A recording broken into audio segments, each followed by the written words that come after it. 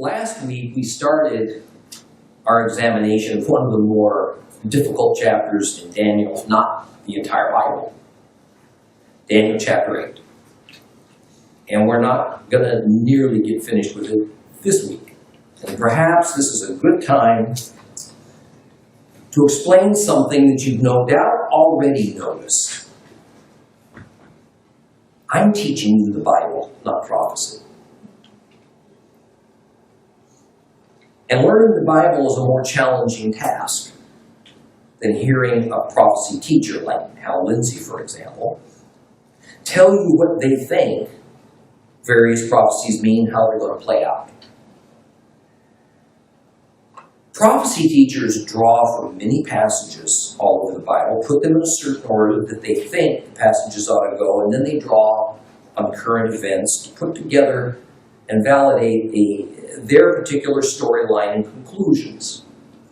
And the nature of what they do, however honorable, involves a great deal of personal speculation.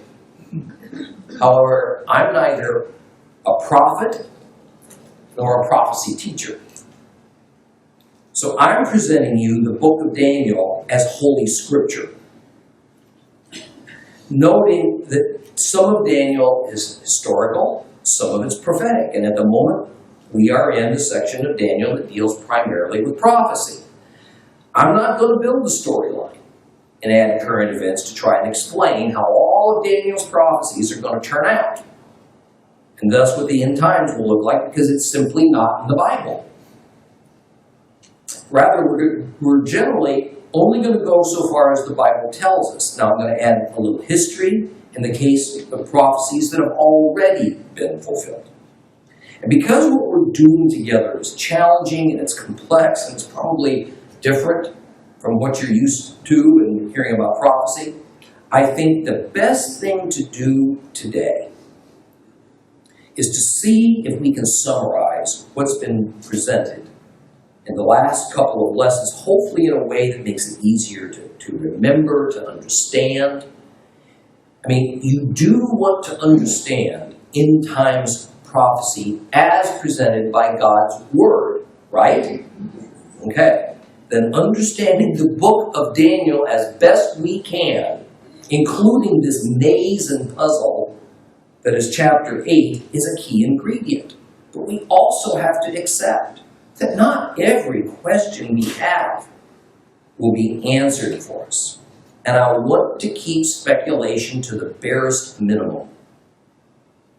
What makes chapter 8 so vexing is that we have some new and different symbolism for some already established symbolisms from earlier chapters. The trick is to draw lines between each of these symbolic elements, determine what they mean, and then connect them. Because what we're reading about is a prophetic revelation that's given to us progressively.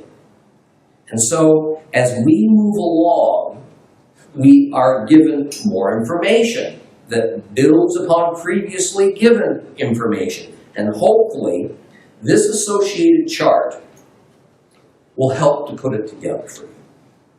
Let's begin by rereading a portion of Daniel chapter 8. We're going to start in verse 12, which is on page 1111, if you have a complete Jewish Bible.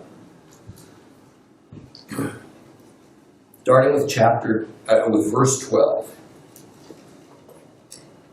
Actually, I think we're going to back up. We're going to read the first 12 verses again. That's what we're going to do.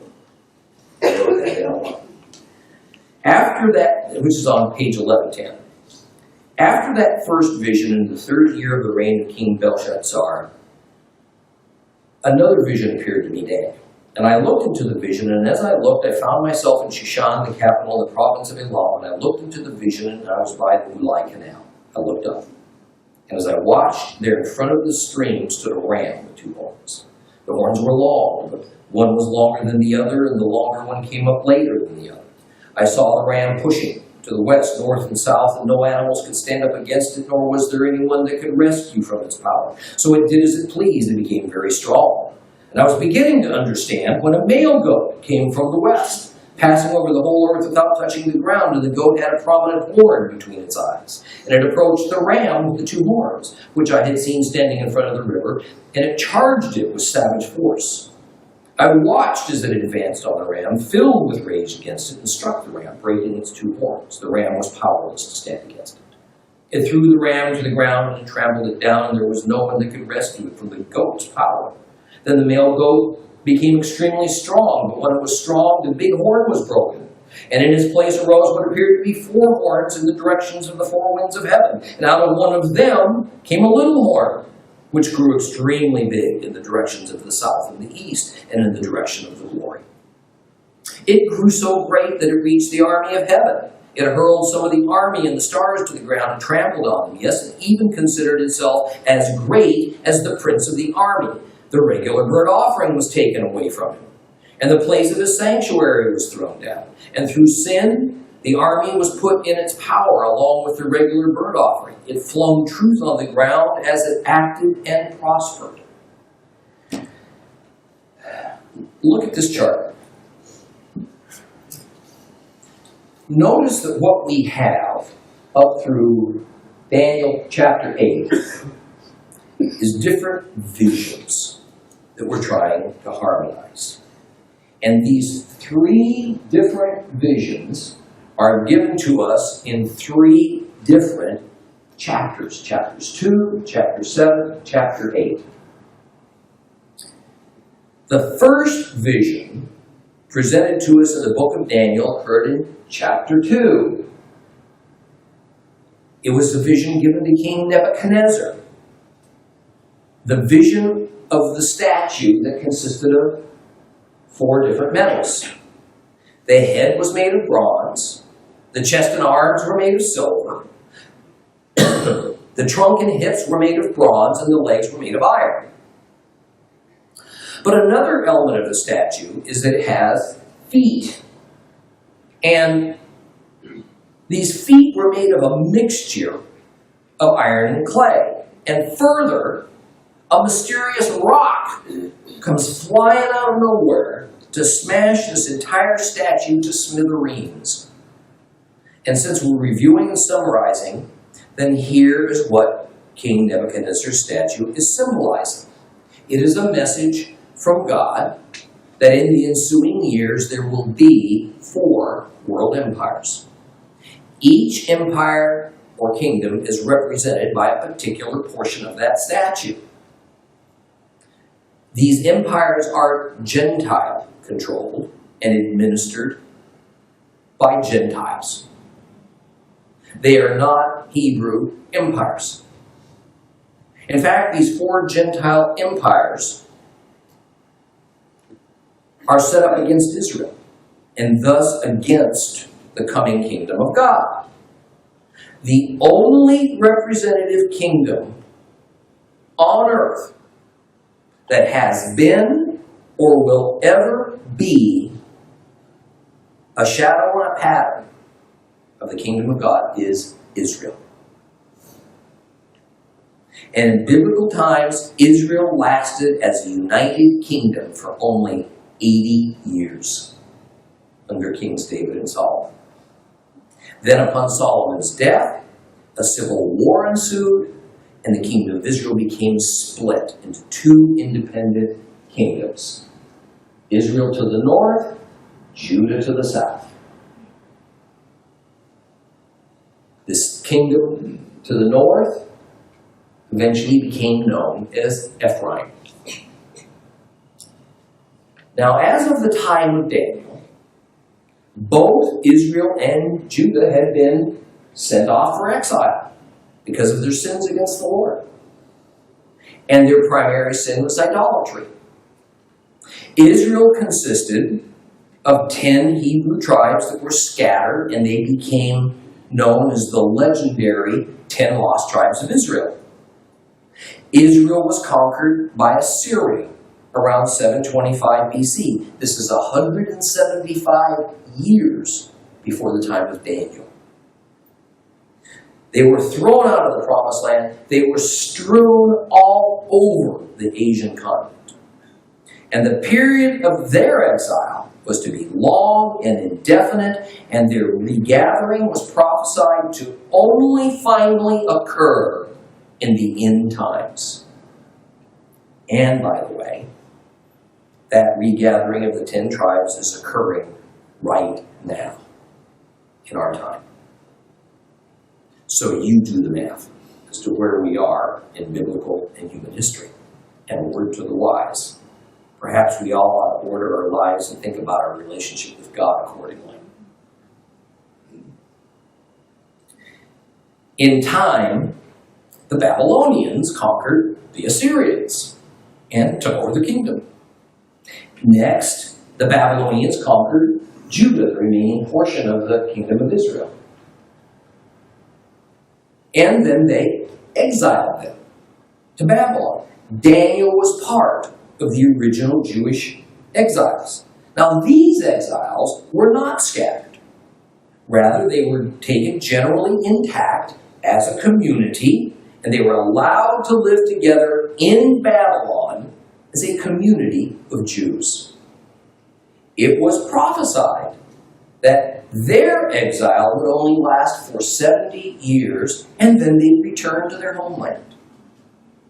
Now, since we are dealing with the prophetic part of the book of Daniel, and since the various visions recounted in the book are, of course, future-oriented, then naturally, the first Gentile empire of the four that is symbolically represented is Babylon, because Daniel's living in Babylon. However, the various visions reveal that the Babylonian Empire will, in a rather short time, and actually during Daniel's lifetime, be defeated. And it will be replaced by another empire. And we learned that Nebuchadnezzar's dream statue's head of gold represents Babylon. And the silver chest and arms represent the empire that replaces Babylon, and that empire is Media-Persia. The third empire in sequence is the one represented by the bronze hips and trunk, and that's Greece, which conquers the Media-Persian Empire. And the fourth empire that's represented by the legs of iron turned out to be the Roman Empire, but a lot of time had passed in history before we found that out. Then we get to the feet of the statue that's made of that strange mixture of iron and clay. And the truth is, as of now, we don't know who those feet represent, because it certainly appears that the powerful empire or nation depicted by those feet of clay and iron is still future to us who are living in the 21st century. Nonetheless, there's no lack of speculation about it among Bible scholars and pastors and novelists, and there are those prophecy teachers who are certain that they know who that final kingdom will be. They say that the feet of iron and clay is a revived but updated version of the Roman Empire, probably the EU, the European Union. My position is that this is unlikely, but anything is possible, so I can't entirely discount it. Now, I'm not going to deal right now with why I'm skeptical that the feet of iron and clay is a revived Roman Empire, but I'll get to it in time. So the first vision of the future about these four world empires is given by God to King Nebuchadnezzar of Babylon, and Daniel does the interpretation of it for him. That's in Daniel chapter 2. But later, some years after Nebuchadnezzar's dead, and a few kings of Babylon have come and gone, King Belshazzar of Babylon sits on the throne. And in the first year of Belshazzar's reign, Daniel now receives his own vision.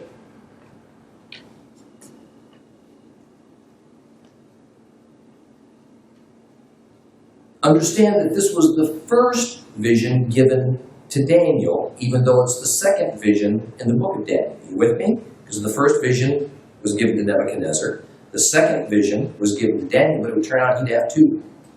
Okay? In Daniel's first vision, he was shown a series of 4 beasts. The first beast was like a lion, but it wasn't a lion.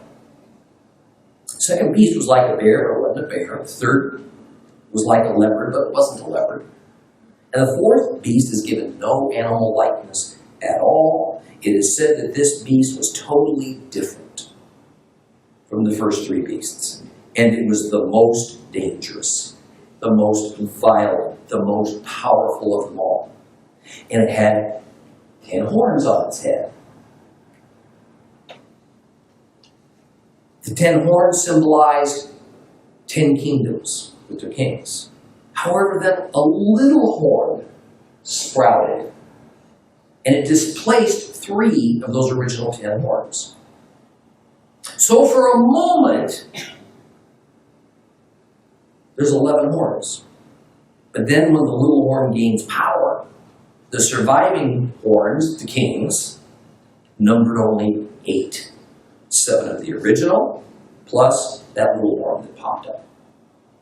Now this little horn was said to have a mouth that spoke blasphemy against the Lord. And it had eyes that symbolized wisdom and enlightenment and an ability to know everything that was going on around it.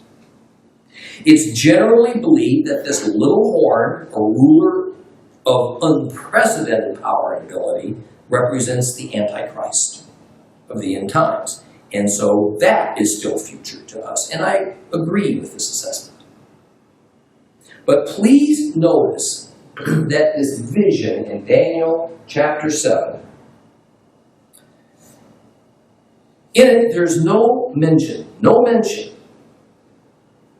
of a final world kingdom that's represented in Nebuchadnezzar's dream as the feet of iron and clay. It's just simply not addressed in either this vision of Daniel nor his next one.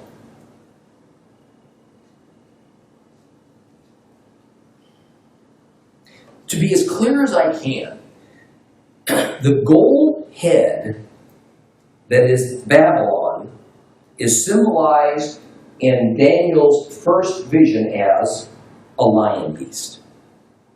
The silver arms and chest is symbolized in his vision as a bear beast, and that is Media Persia. The bronze hips and trunk that is symbolized in Nebuchadnezzar's vision is Greece, and that's symbolized in Daniel's vision as a 4-headed leopard. And the iron legs that are Rome are symbolized in Daniel's vision as a beast, an unnamed beast that has 10 horns on its head, but then later a little horn sprouts up and does away with 3 of the original 10. Well, now we move to Daniel chapter 8. This is the second vision given to Daniel, even though it's the third vision that we receive in the book of Daniel. But it's Daniel's second vision.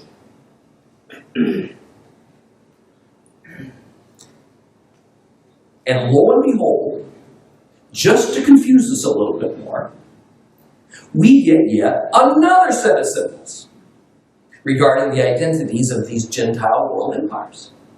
However, in reality, Daniel only deals with 2 of these empires. Daniel chapter 8, rather. Daniel chapter 8 only deals with 2 of these empires. So we're only given 2 additional symbols, a ram and a goat.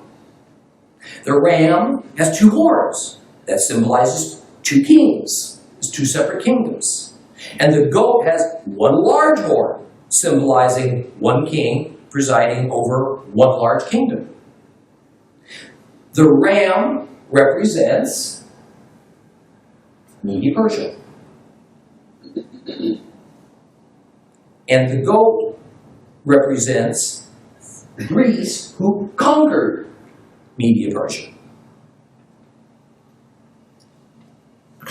So to be clear, Babylon, the first world kingdom, is not discussed at all in Daniel chapter 8, Daniel's second vision, and neither is the fourth world kingdom, Rome, discussed in Daniel chapter 8. So in Daniel chapter 8, we're dealing with only two of the four world empires, Media-Persia and Greece.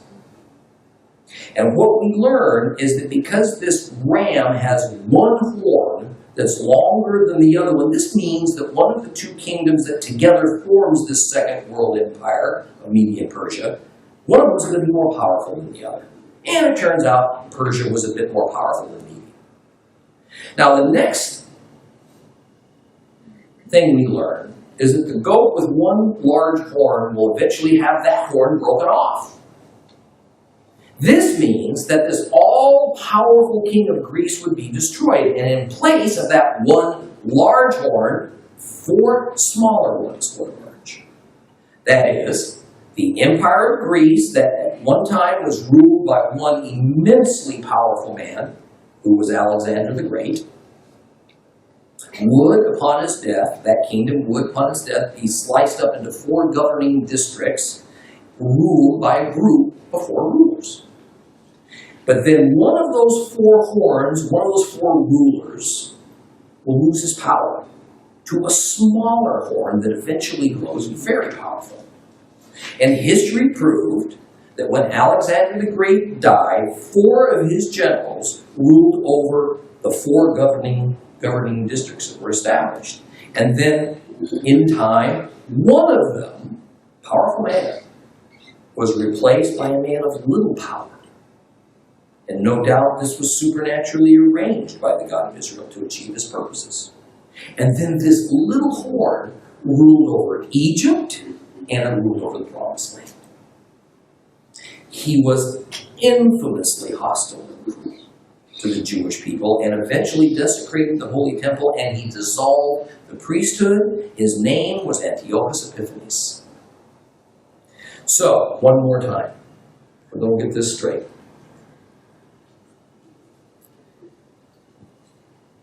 And in the order of which these four world empires will appear, Babylon is the golden head of the statue. It's also the lion beast. Media-Persia is the silver arms and chest of the statue, but it's also the bear beast, but it's also represented by the ram with two horns. All those things represent Media-Persia. Greece is the bronze hips and trunk and hips. Also, it's the four-headed leopard. Also, it's then represented by the goat with one large horn that eventually got four. And Rome is the iron legs, and it's also the unnamed beast with the 10 horns. All four of these Gentile kingdoms have come and gone in history, exactly as Daniel prophesied. All that is left to be fulfilled, all that's left to be fulfilled of this, is the emergence of the nation or nations represented by the feet made of iron and clay. And as of today, we don't know who that is, even though some say it's a revived Roman Empire. Now, although this event must be future to us, it may well be emerging right now as we speak. I must be candid, however, and tell you that at least one major branch of Christianity believes that even this empire of the feet of clay and iron has come and gone. So there's no universal agreement about this. But I also must be equally candid with you that the sole reason that this one branch of Christianity believes this way is that it must be so, or most of their doctrines are proven to be false. So regardless of how history is played out, how impossible is their scenario, how much allegory is required to make it work, they're determined to stick to it. But such is the nature and danger of dealing with theological doctrines and prophecy, and especially unfulfilled prophecy. Then we face a troubling question. Is the little horn of Daniel's fourth beast, the fourth beast said to be Rome, is this the same as the little horn that sprouted on the head of this goat beast?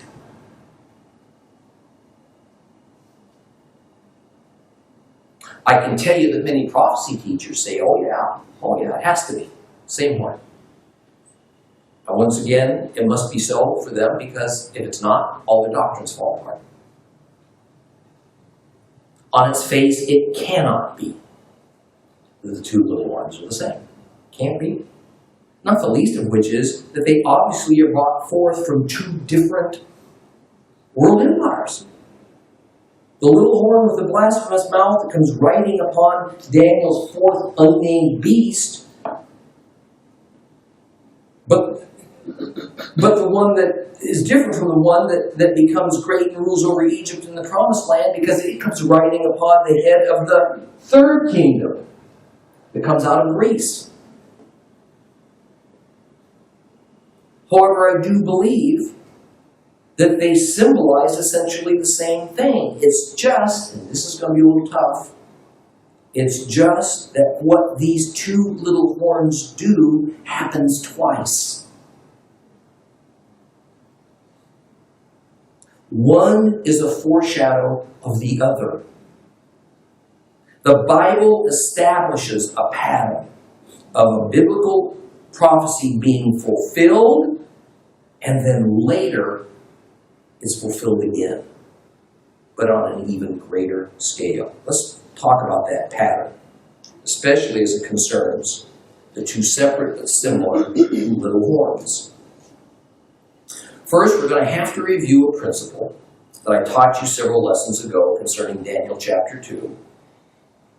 And it is that the Bible in Daniel speaks of two distinct and different latter days. And that the latter days aren't necessarily the same thing as the end times. The Hebrew words for the latter days are achrit hayamim. Achrit hayamim. But when lifted out of context and stood alone, the term is only referring to some undefined future time. Any future time. However, in the Bible, when it's taken in context, the phrase is always in reference to a messianic kingdom. And that is true even if the initial manifestation of a specific latter days kingdom prophecy might not be in messianic times. We see that like with Jacob prophesying the outcome of the 12 tribes in Genesis 49. But then a later manifestation of that same prophecy will involve the Messiah. As an illustration of this pattern, think of the coming of Yeshua. Around the first part, maybe up to 30 AD, and he accomplished part of his prophesied mission, but not all of it. And he did that before he was executed, and he arose, and he ascended to heaven. But the fulfillment of the remainder of the prophecies concerning Messiah only happens after his second coming. And that's still future to us. So they happen, these prophecies of Messiah happen, but they happen in two distinct stages, centuries apart. So here is an important principle concerning biblical prophecies about the latter days. For the people who were alive before Messiah came the first time, the latter days, their Achrit Hayamim, was future to them. For them, Yeshua's first coming would have been their latter days, because they were looking ahead to that first coming. What they didn't know then was that the latter days would manifest itself more than once. And there would be a second manifestation of latter days. It would happen far into the future as Messiah would leave and then come again for a second appearance. Now, for us in the 21st century, Messiah Yeshua's first coming is ancient history. It happened 2,000 years ago. It's something we look joyfully back upon. For us, the latter days means when Yeshua returns to us. It's the anticipation we have for when he comes a second time. So in the Bible, there is a first latter days that points to Messiah's first coming. And there is a second latter days that points to Messiah's prophesied second coming. The first latter days is come and gone. The second latter days is ahead of us. These are prophecies about there are prophecies about each of these latter days, but until Christ came and went, it was nearly impossible to separate them. Both are fully valid, but as of now, only one of these has occurred. And the first one, his first coming, is a shadow and a pattern of the second one. Now, as hard as all that might be hard to grasp hold of, this is a firm biblical principle about how prophecy often works. As a matter of fact, it's probably one that causes the most challenge in dealing with biblical prophecy. And this principle is front and center in dealing with Daniel's prophecies. And it's also why we'll find various interpretations that result in various end times theologies. So in Daniel, what we have are two separate visions, both involving little horns. The little horns are quite similar. They both behave in blasphemous ways. They're both determined to eradicate the Jewish people and the Jewish ideal. But they aren't the same horn, the same person. And key to our understanding is they don't appear, these two little horns, at the same time. The little horn that grows upon the head of the goat is unequivocally associated in Daniel chapter 8 with that third world kingdom of Greece. The little horn that grows upon Daniel's strange, unnamed beast with the 10 horns in Daniel chapter 7 is directly associated, we don't have to guess, with the fourth world kingdom, which we find out through history is Rome. Therefore, there's no way they can be the same little horn, even if they have the same attributes and behave in mostly the same way. So here's how we put this together. The little horn of Greece, the goat, was from Daniel's perspective looking ahead to that first latter days, the first coming of Christ. And the little horn of the fourth beast of Daniel chapter 7 was looking even further ahead to the second latter days, the second coming of Christ. Confusing enough for us, impossible for Daniel to have imagined it and figured it out. It's no wonder he called in sick for the next few days.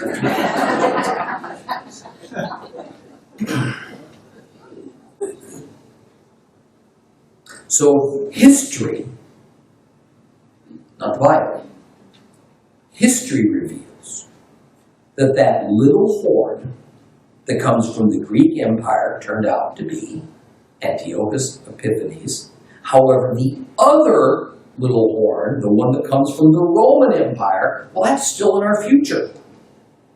The common name used today for that little horn is the Antichrist. And who that is, history hasn't revealed it yet. And yet, the Roman Empire, that fourth world kingdom from which that little horn as the Antichrist is supposed to be produced, it's come and gone. So how can it be Rome? that produces that little horn, the Antichrist. Well, Revelation 13 helps us here. Once again, we have to take the Bible for what it says. Not take some passages and then ignore others to try and validate some popular end-time storyline or doctrinal agenda, and that's not an easy task. So, open your Bibles to Revelation 13. Revelation 13, we're going to read the first 8 verses. If you have a complete Jewish Bible, it's page 1544.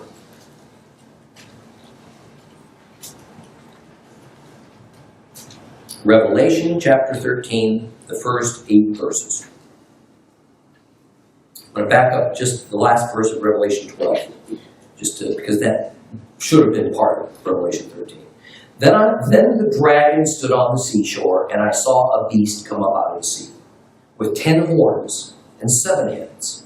And on its horns were 10 royal crowns, and on its head were blasphemous names. The beast which I saw was like a leopard, but it had feet like a bear, mouth like the mouth of a lion.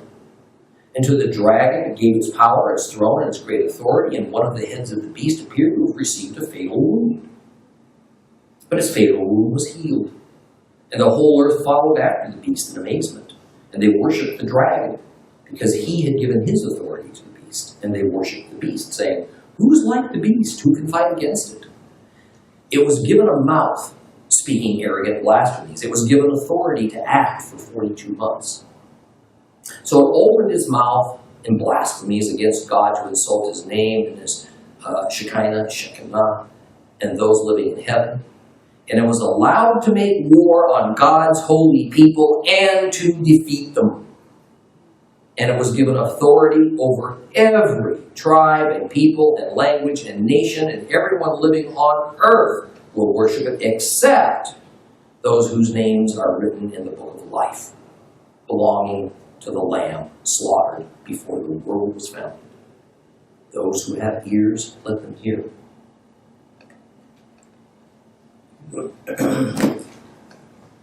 There can be no reasonable debate. The book of Revelation, this chapter 13, is self-evidently speaking about a second latter days. How can I be so sure? Because after all, John wrote this at least a half a century after Christ's death. So the first latter days had passed away well into history before he ever wrote this. So what John saw in his divine revelation was for a future time. Or as many, by the way, in his day thought, perhaps their present time. In fact, we have many liberal Bible scholars today advocate that John was speaking in coded language about the Roman Empire, and that Nero was John's beast and Daniel's second little horn. But these are the same ones that proclaim, interestingly, that Daniel's a Jewish fraud anyway. And in our time, many Christian evangelical prophecy teachers say that John's revelation beast is the same as the fourth beast, this beast, of Daniel's vision. And I'm here to tell you, they're not the same. Not according to Scripture, they're not the same. A plain and careful reading of Daniel's own words also shows that they're not. How is that fourth beast of Daniel 7 described? It's described as having no animal likeness and having 10 horns on how many heads? 1. And here, how is the Revelation 13 beast described? As having the likeness of a leopard, and of a bear, and of a lion. And having how many heads? 7. And 10 horns, or crowns. Same symbolism. The thing, you see, that connects this Revelation beast with the book of Daniel beast is that the Revelation 13 beast is a hybrid of all four beasts in Daniel's vision. A lion, a bear, a leopard, and that strange unnamed beast with the 10 horns. And the total number of heads on all four of those beasts from Daniel's vision is 7. 1 for the lion, 1 for the bear, 4 for the leopard, 1 for the unnamed beast. Add it together, you get 7, which is the same number of heads of the Revelation 13 beast if you combine them all. So the Daniel 7 little horn, the one that's produced from the Fourth World Empire, Rome, seems to be the future Antichrist, and it relates to the second latter days, the days leading up to the second coming of Messiah, his return. The Revelation 13 beast helps us to see that while the little horn itself, again, probably the Antichrist, will indeed have some relationship to the former Roman Empire, the totality of that beast represents the kingdom or government of the Antichrist, but it will not be only of Rome. So it can't be a revived Roman Empire when we know all those beasts represent 4 kingdoms, 4 past Gentile kingdoms.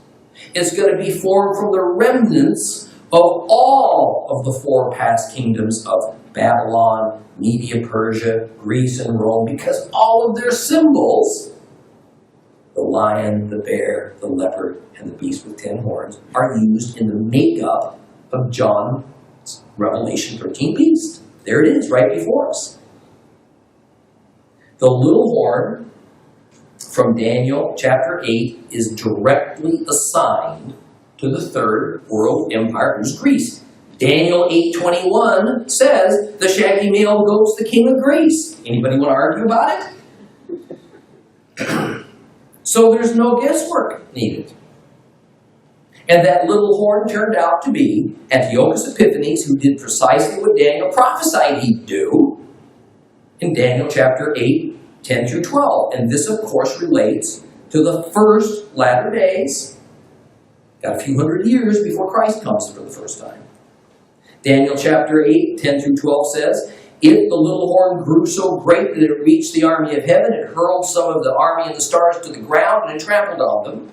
Yes, it even considered itself as great as the prince of the army. The regular burnt offering was taken away from him, and the place of his sanctuary was thrown down. And through sin, the army was put in its power, along with the regular burnt offering. It flung truth on the ground as it acted and prospered. And the key verse in this, verse 12, is in the complete Jewish Bible, a very tortured and poor translation. So to get a better handle on it, here's a far better one from the Jewish Publication Society. Daniel 8:12. And the host was given over to the little horn, together with the continual burnt offering through transgression, and it was cast down.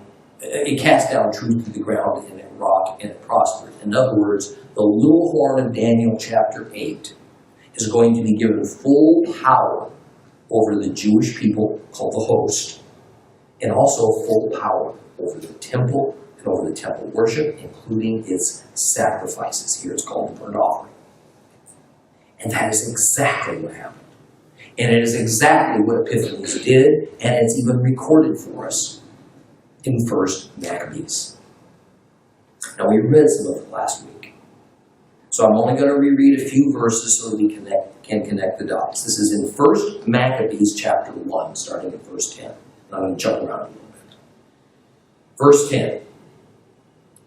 From these there grew a wicked offshoot, Antiochus Epiphanes, son of King Antiochus. Once a hostage in Rome, he became king in the 107th year of the kingdom of the Greeks. It was then that there emerged from Israel a set of renegades who led many people astray. Come, they said, let us ally ourselves with these Gentiles surrounding us, for since we separated ourselves from them, many misfortunes have overtaken us. This proposal proved acceptable, and a number of the people eagerly approached the king, who authorized them to practice the Gentiles' observances. Skipping down to verse 20 in 1 Maccabees 1. After his conquest of Egypt in the year 143, Antiochus turned about and advanced on Israel and Jerusalem in massive strength. Insolently breaking into the sanctuary, he removed the golden altar and the lampstand for the light with all of its fittings, together with the table for the loaves of permanent offering, the libation vessels, the cups, the golden censers, the veil, the crowns, and the golden decoration on the front of the temple, which he stripped of everything. Moving down to verse 44. The king also sent edicts by messenger to Jerusalem and to the towns of Judah, directing them to adopt the customs foreign to their country, banning the burnt offerings, sacrifices, and libations from the sanctuary, profaning the Sabbaths and the feasts, defiling the sanctuary and everything holy, building altars and shrines and temples for idols, sacrificing pigs and unclean beasts, leaving their sons uncircumcised, prostituting themselves to all kinds of impurity and abomination, so that they should forget the law and revoke all observance of it. Anyone not obeying the king's command was to be put to death. So as predicted in Daniel 8, 10 through 12, the hosts, God's servant on earth, the Jews, were flung to the ground by this little war. The temple was invaded. It was taken over. Other gods were worshipped, and sacrifices to those gods began in the temple. But the Torah sacrifices to Jehovah ended. Teaching of the Torah ended. And it was replaced with politically correct doctrines that the government of the little horn, Antiochus Epiphanes, ordained. And many Jews who just wanted to go along to get along readily accepted all of these perverted things and regarded them as holy and acceptable to the God of Israel.